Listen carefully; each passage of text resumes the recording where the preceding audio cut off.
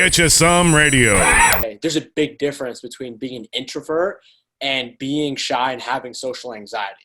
There's a lot of power in being an introvert. Now, your weekly dose of inspiration, perspiration, and just the right amount of bull defecation.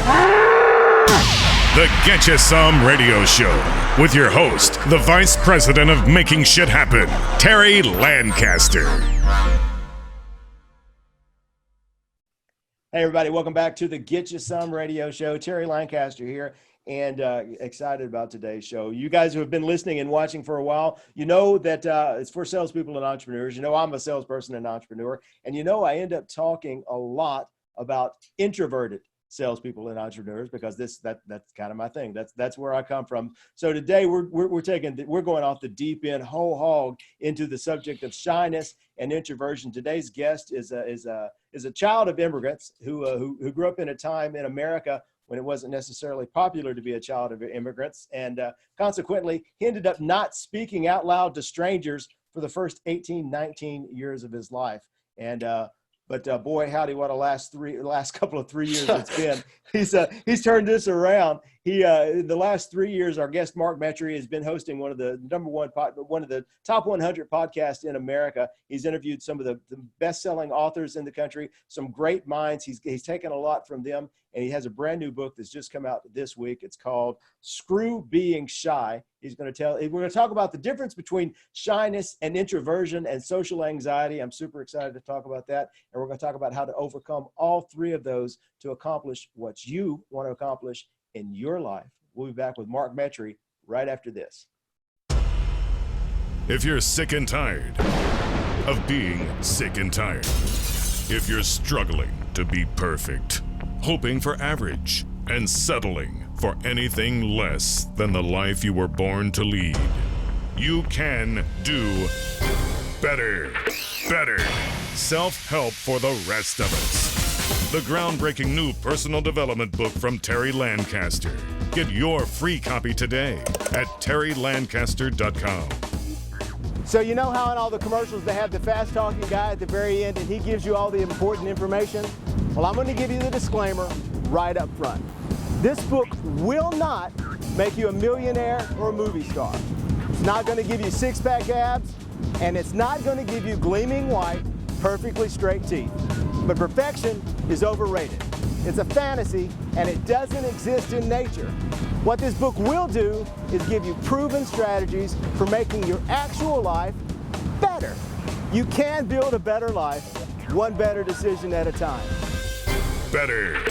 Self-help for the rest of us. Get your free copy today at terrylancaster.com. Really, 22 years old, you've already been on TEDx, you've got a book come out, you had this huge podcast, and you didn't talk out loud to strangers until 3 years ago. Tell me what that's about. First and foremost, man, thank you so much for having me on your show. And yeah, I mean, for me, that was a great introduction, but for me, I really experienced pretty severe social anxiety for, almost sort of the first chapter of my life. And like you said, I always sort of like to start off and say, there's a big difference between being an introvert and being shy and having social anxiety. There's a lot of power in being an introvert. When you actually look at the definition, an introvert is defined as someone predominantly focused in the internal world, their thoughts, ideas, emotions, themes, and therefore get energy from that. Whereas extroverts are the opposite. And so you could be a quiet introvert that likes his or her solitude and still work fine and still be able to talk to people fine. However, there are people who become shy in almost every scenario. Every environment they walk into, they are shy. They're super nervous to talk to people. And, it's okay. It's natural to be shy every once in a while, depending on the environment. Like, you could be going to at like some kind of an event or a party for the first time and you don't have anybody that next to you and you're shy for like the first 5 minutes. Or if you're doing something new that you haven't with other people, it's totally okay.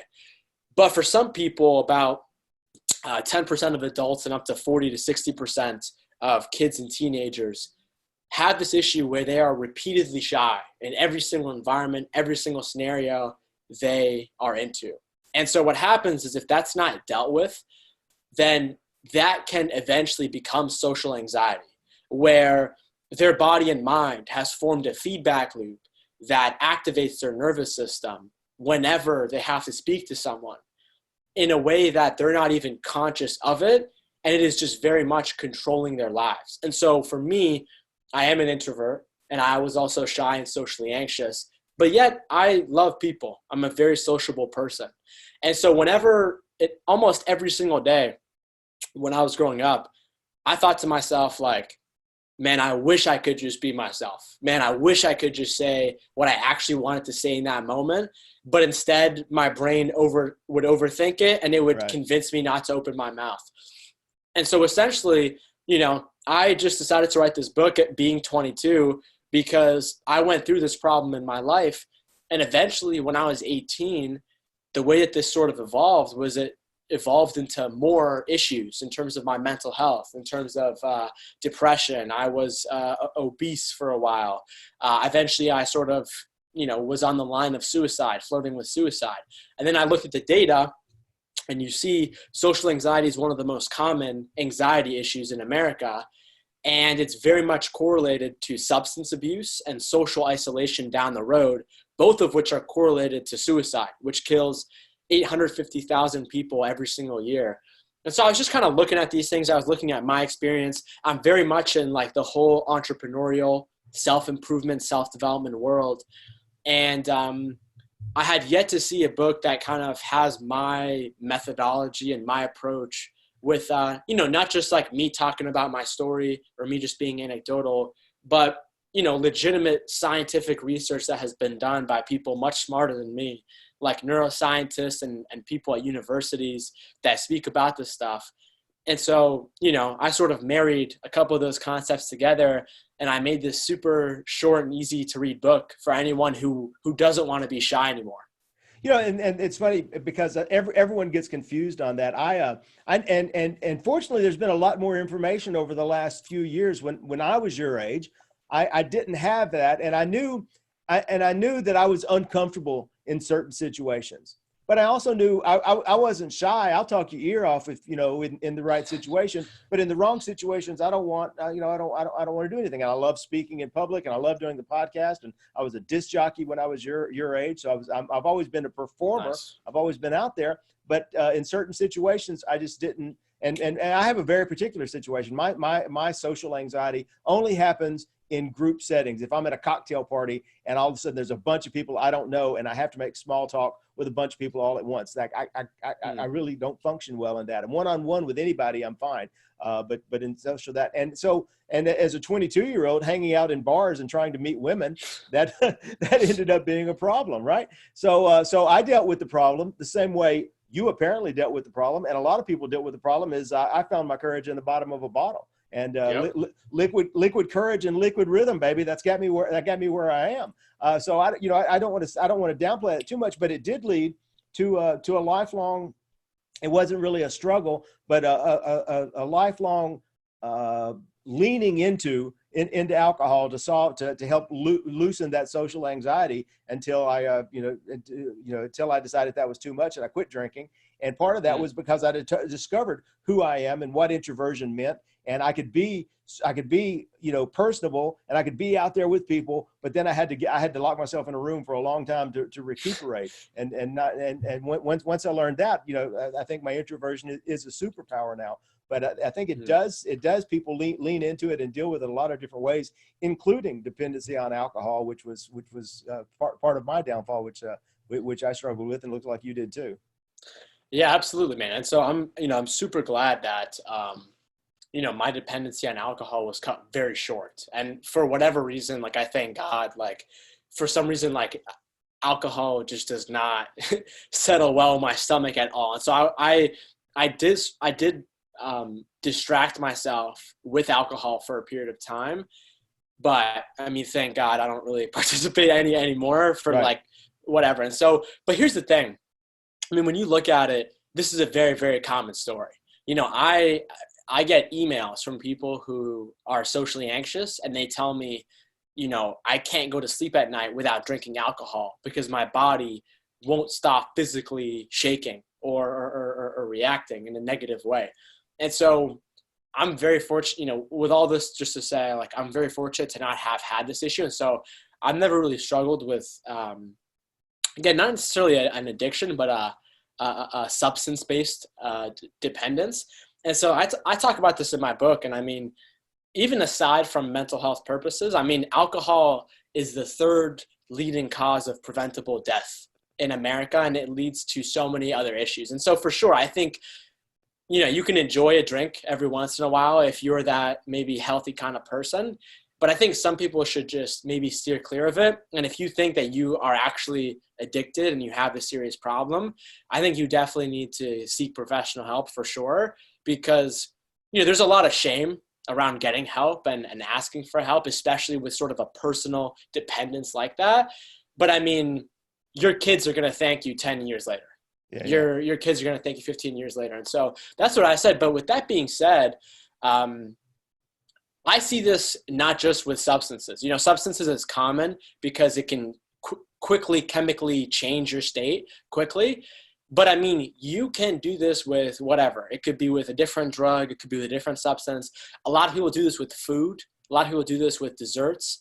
And so what I talk about in my book is like, when pain comes, and if you're socially anxious, that pain and stress comes from social interactions. Essentially, it's all about switching out your coping mechanisms for healthier versions to cope with your pain. So I talk about this in my book. And as an example, it's like, for example, if you exercise and you go for a walk and you go for a run and your endorphins are being activated while you're on your run, I mean, well, it turns out your endorphins are actually the same receptors that process morphine at a hospital or heroin on a street. That receptor is made to reduce our perception of pain. And so like for me, through doing all the things that I talk about in the book, my social anxiety has gone from like having a 99% control neck grab on my life to it being now like 5%, depending on sort of the scenarios. Maybe it's a little bit higher, maybe it's a little bit lower.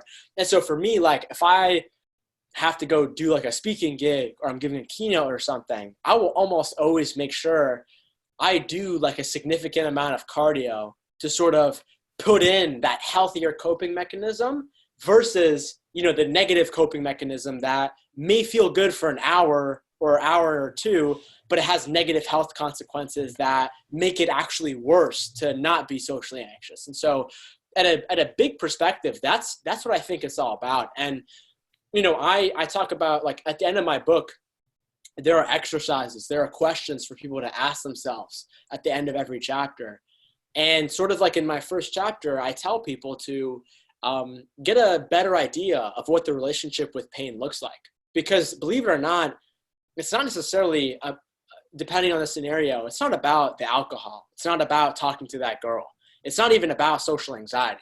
It's actually about how you deal with your pain. And a lot of us, especially, we learn coping mechanisms when we're kids, and when we are adults, they're usually the same, but they don't usually fit our lifestyle. They don't make us that healthy anymore.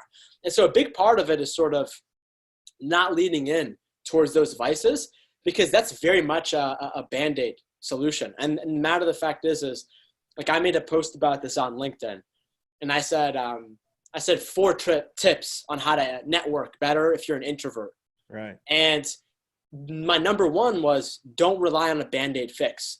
Don't vape something, don't smoke something, don't drink something. Not because those things are inherently wrong, but just because if you have this problem and you're constantly relying on something on the external to shift your state of mind in a second, and you're not learning how to do that through your own mind itself, that's a very dangerous game, whether that's with drugs or even not drugs. And whether you, like, let's say with introversion, let's say instead of talking to people and you're super anxious and you're super shy, you just go hang out at the buffet bar and you just are trying to keep your mouth full the entire time so you don't have to talk to people. And so everyone has a different way to go about this, but ultimately don't rely on them because they're just going to make the problem harder for you to deal with down the road than to deal with that pain head on.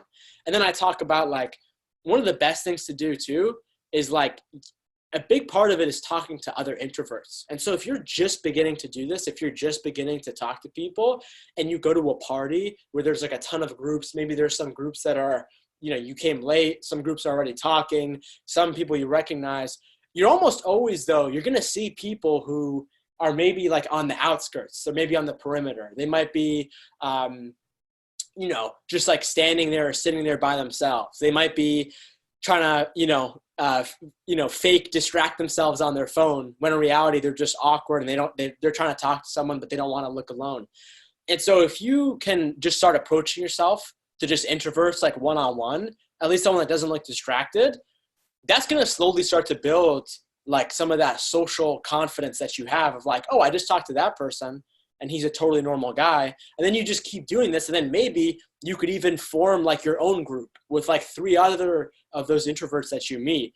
And then, so, I mean, you could do a lot of different things. I mean, another thing that you could do is a friend of mine who's an author, David Burkus, he says, be more interested than interesting. Right. And so a lot of whether you're an introvert or whether you're shy or socially anxious, a lot of us are always, because we struggle with talking to people and struggle what to say, depending on the scenario, a lot of us always overthink what we're going to say. And so a lot of us will be in the middle of a conversation and let's say you're talking to me and instead of me listening to you, I'm just thinking in my mind, oh my God, I don't know what to say. What should I say after he's done talking? And so a lot of us will sort of overthink that. But what happens is since we're not listening, we have no idea what to say because we're not actually in this conversation with you. We're like in our own world. And then that's why when we have to talk, we don't really say anything that's either related or we just don't say anything that's quite authentic. And so there's a lot of different things that you can do by just trying to be more interested, by just trying to listen to people, by just trying to not necessarily focus on yourself, but try to focus on other people. You know, maybe if you can set an intention beforehand, like let's say you do struggle talking to people, maybe you can, you know, pull out a journal or a planner and just write down like, you know, my intention with this event is to, let's say I'm going to reach out to 3 people on social media that I know are going to this event and I'm going to connect with them. And so my intention is to meet those 3 people. My other intention is to introduce myself to the event organizer or to the person who started the party so that I can thank them for their service. Maybe my intention is to, if I'm a speaker, is to, make one person sort of look at the world differently, make one person go back into their business and change what they were doing with that new frame of thought. And so, I mean, there's a lot of different ways that you can begin to tackle this at like a surface level of what I've just said in terms of networking. But I think that the real deep root is how you're addressing pain in many different areas of your lives and trying to switch those with, instead of negative coping mechanisms that actually destroy you and make it harder, replace it with healthy coping mechanisms. Exercise, I mentioned, is one of them that can actually help grow you and holistically and sustainably maybe improve the situation that you're in with social anxiety. Yeah. So you mentioned there was a lot in there, but you mentioned a couple of things that make me think, because again, we're a lot of us count on those substances or that food or something to flip that switch in our brain, because we haven't learned to flip that switch in our brain on its own. But we can learn that. And I tell everyone, I don't really know what the question is, but I guarantee you the answer is exercise, real food, and meditation. That's the answer. So, and you just said that. I mean, you mentioned being present, you mentioned intentionality, and you talked about turning that on yourself, and that all comes from learning to control your brain, which is what the purpose of meditation is: learning to not to let your brain control you, but to be aware of what's happening in there in your brain. So I know that you mentioned a little bit about meditation in the book as well. Yeah, absolutely. Like the subsection is called "Meditation Will Crack You Open," and I talk about the fact that, and first off, I totally agree what you said of healthy food, meditation, exercise. Maybe you could throw in like, sleeping 8 hours, but that usually happens if you're eating healthy and you're exercising. And so Right. definitely agree. But I think when it comes to meditation, I think a lot of people, they just view it as like, oh, this is just some high performance tool that's going to make me calm down or might make me focus a little bit more. And like, yeah, that might happen as a byproduct, but really what you're doing is when you meditate, you are essentially reconstructing the way that your brain has been structured throughout the unconscious previous years of your life. When you are able to close your eyes and disconnect from the external environment, I mean, that's one of the very few times in your life where it's sort of just you in your own head. And a lot of us, ever since we're young and we come to this earth and we're born, we're always making connections to the outside world. We're always making connections between the internal world to the external world. So for example, like my sister recently gave birth and I became an uncle to a baby niece. She's so cute. And when I was kind of like writing my book and she was with me, I was kind of looking at it and it was like, she cries and she feels this perhaps negative emotion, I don't know, because it's the only way for her to survive, because she knows that's when her mom gives her food.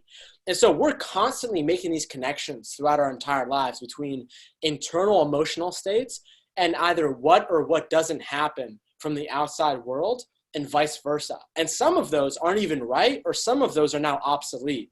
And so when you meditate, you're essentially disconnecting the internal with the external world. And when you do that for whether it's 5, 10, 15, 20, 30, 40 minutes a day, you're engaging in that process. And then next time that you step outside of that and you're in your everyday life, you now know that like, hey, just because I get a thought doesn't necessarily mean it's true. Doesn't necessarily know I believe it, because the average human's mind emits anywhere from 25,000 to 60,000 thoughts a day.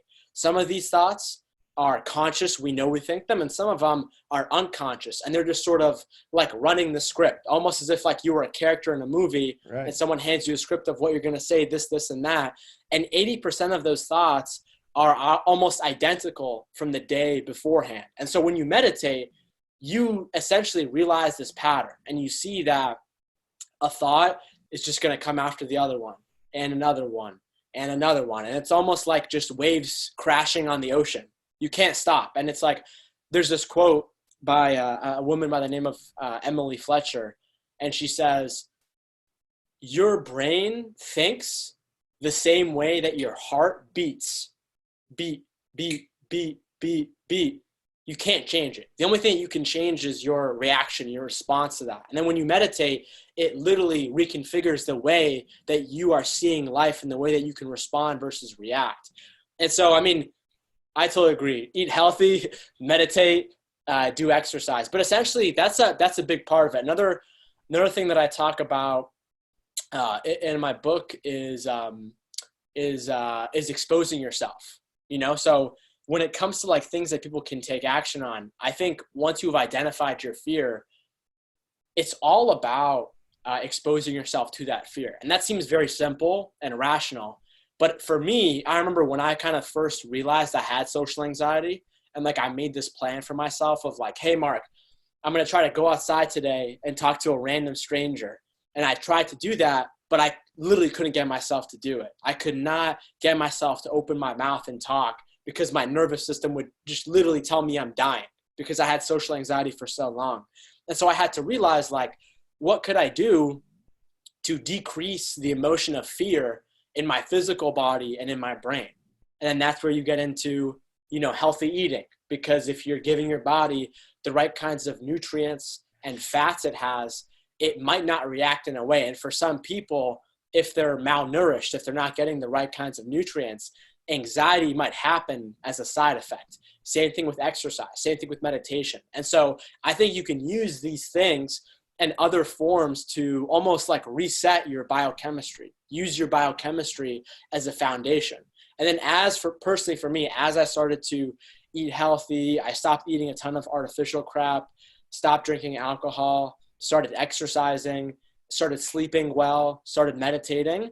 then eventually when I was in that same position of trying to expose myself to my fears, it made it a little bit easier for me to actually do so, because my body wasn't fighting all these other forms of stress. And aside from thoughts, negativity, and like traumatic experiences, the number two source of inflammation to your body is the food that you put in your mouth. And so when you begin to chip away at these things, it makes it for an easier runway for someone to actually begin to conquer their fears, if that makes sense. Yeah. And part of it, I know you mentioned a little bit in the book about authenticity. And once you've learned, once you've eliminated some of these unhealthy things, and you kind of accept who you are, and you can see that putting yourself out there, if you put yourself out there and be truly who you are, and everyone all of a sudden doesn't point and laugh, then maybe you're free to do it again. But in order to ever find that out, you have to put the true you out there the first time, because if it's not the true you, then your brain is constantly trying to go, oh, which me am I trying to be? And you have to be who you are. That's exactly it, man. And there's a section in my book where I talk about, I say, truth is a chiropractor of the mind.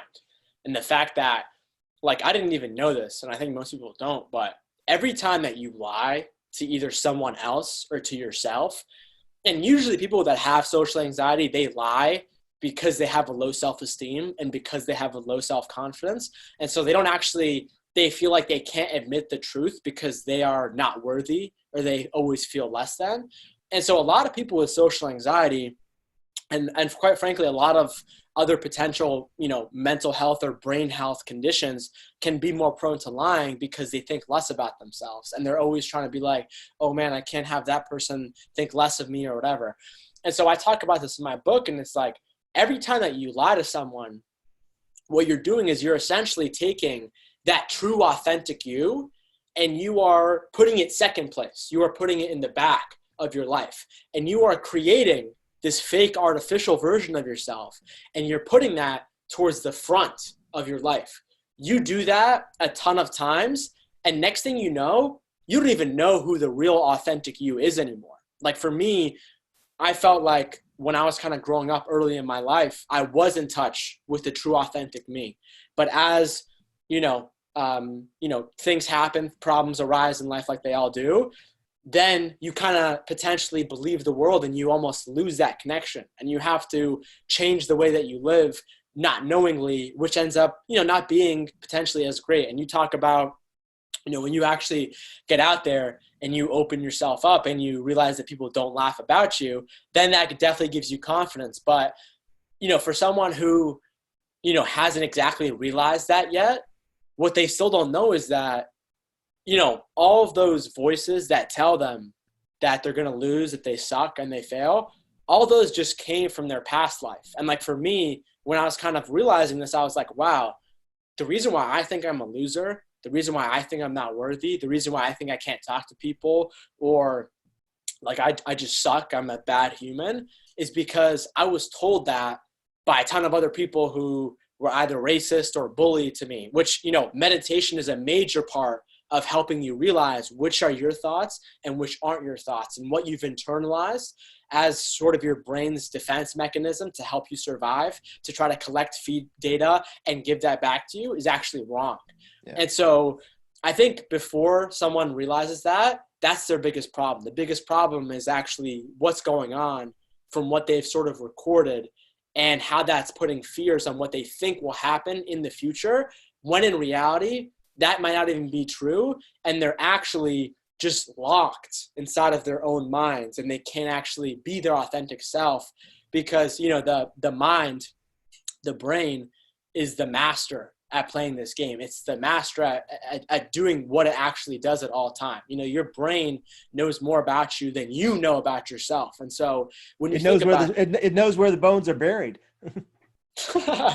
It's crazy, man. And so I think when you look at it that way, people can slowly begin to, uncover some of these issues if they really do struggle with extreme shyness and social anxiety. Yeah, most of what's happening in your head is echoes of echoes of echoes that you don't even know where they started from anymore. They're just it's just bouncing around in there. So we're interviewing here. We're on the Get You Some Radio Show, and the Get You Some Radio Show is for salespeople and entrepreneurs. And the sum in Get You Some is health, happiness, and prosperity. That's what we're trying to do. It's not about necessarily making a living all the time, because what good is making a living if you're not making a life? And it's hard to build a life when you don't have the self-esteem or the presence to be in front of people and be your authentic self in front of people. So that's kind of my mission, is to help salespeople get out there and build better lives for themselves by being more of who they truly are, by being better. So Mark, do us one favor. I promise the people this: if they'll spend 30 minutes with me, and this is a completely selfish endeavor on my part, and I get to have interesting conversations with interesting people, and that's my jam. But I have a trade-off that if they'll listen to me have these conversations with people I'm interested in, I promise they'll walk away with one thing that they can do today to put into action today in their life to make their lives better, whether it's their career, whether their personal life, whether it's they can just get their brain to shut the heck up for 5 minutes, whatever it is. Give us one action step that we can do today to get the ball rolling. Yeah, so this is for all you introverted salespeople out there.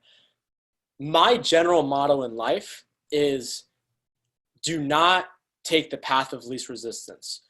Do the usually hard but meaningful thing to win. However, when it comes to like networking for introverts, I believe the opposite is true in terms of you should take the path of least resistance. In terms of if you're an introvert and maybe you struggle with making sales calls, making phone calls, talking to people, maybe you try to take the reverse approach. Maybe you start, making a ton of great content marketing and you reverse it and you have inbound leads coming to you. And so like for me personally, as an introvert, although I'm not I'm not just a salesman, for sure, I could probably be classified by that, by all the things I do. I had for this book coming out, I had 16,000 people on my mailing pre-order list for this book. And that's because I've just been posting on content on LinkedIn, on social media.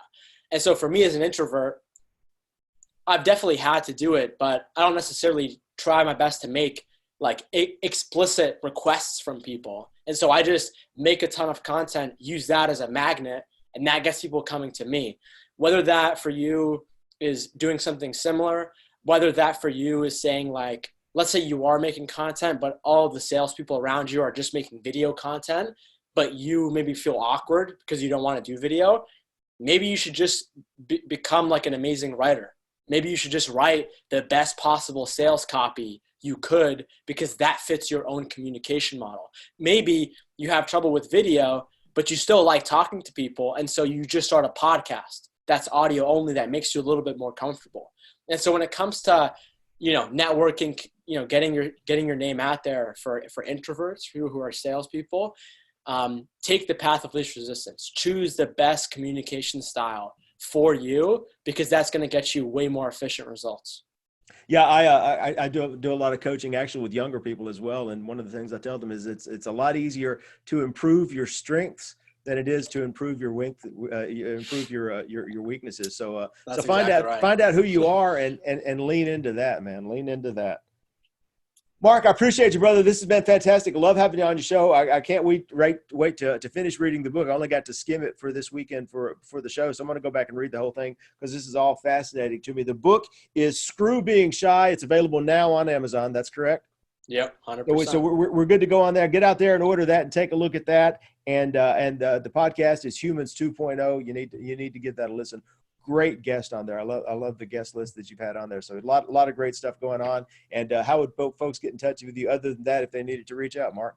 Yeah, just go to my website, myfirstandlastname.com, MarkMetry.com.